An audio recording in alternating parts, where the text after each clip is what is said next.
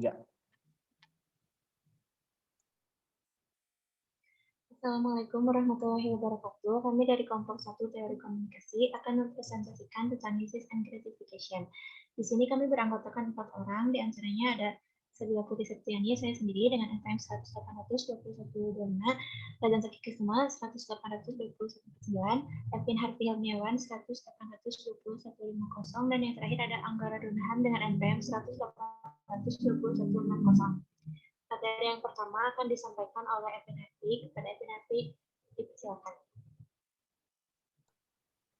Yang pertama ada pengertian mengenai uses and gratification theory.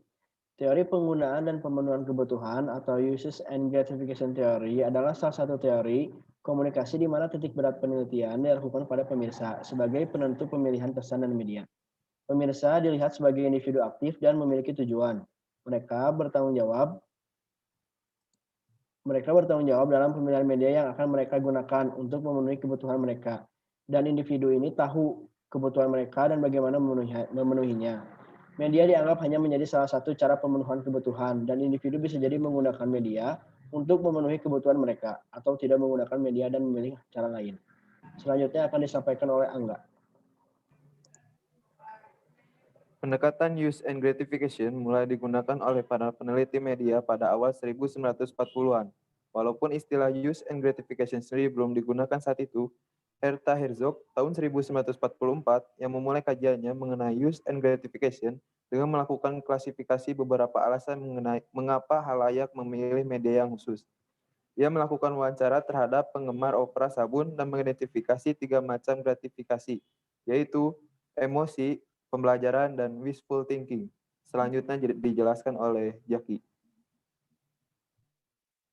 Oke, pendekatan use and gratification mengalami masa kemasannya atau masa kejayaannya pada akhir tahun 1950-an hingga 1970-an.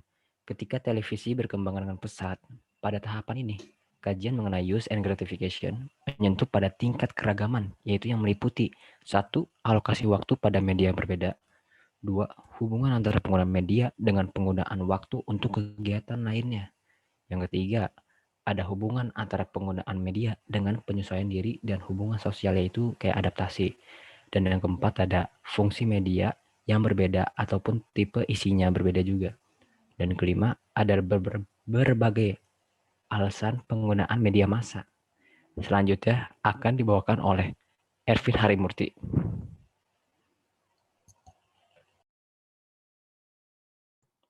Selanjutnya ada 5 asumsi dasar teori uses and gratification. Pendekatan uses and gratification memiliki 5 asumsi dasar, yaitu yang pertama, halayak dianggap aktif dan penggunaan media massa diasumsikan memiliki tujuan. 2. Dalam proses komunikasi massa, inisiatif lebih banyak berkaitan dengan pemuasan kebutuhan dan pemilihan media terletak pada anggota halayak. 3. Media massa berkompetisi dengan sumber-sumber lainnya untuk memuaskan kebutuhannya. 4. Tujuan penggunaan media massa dapat disimpulkan dari data yang disediakan oleh anggota halayak.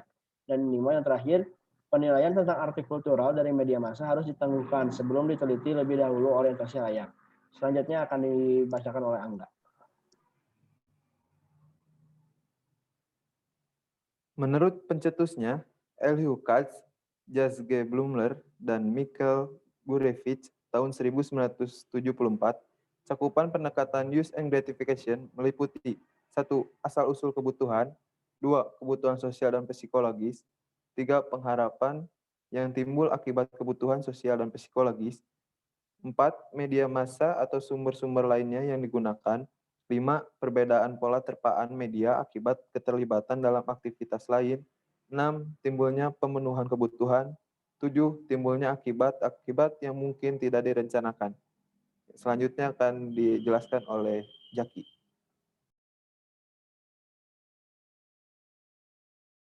Oke, Dennis McQuell, J.Q. Bloomer, and Joseph Brown menggambarkan interaksi media dengan khalayak, yaitu orang banyak, ke dalam suatu model guna untuk mengklarifikasikan 4 gratifikasi media yang penting.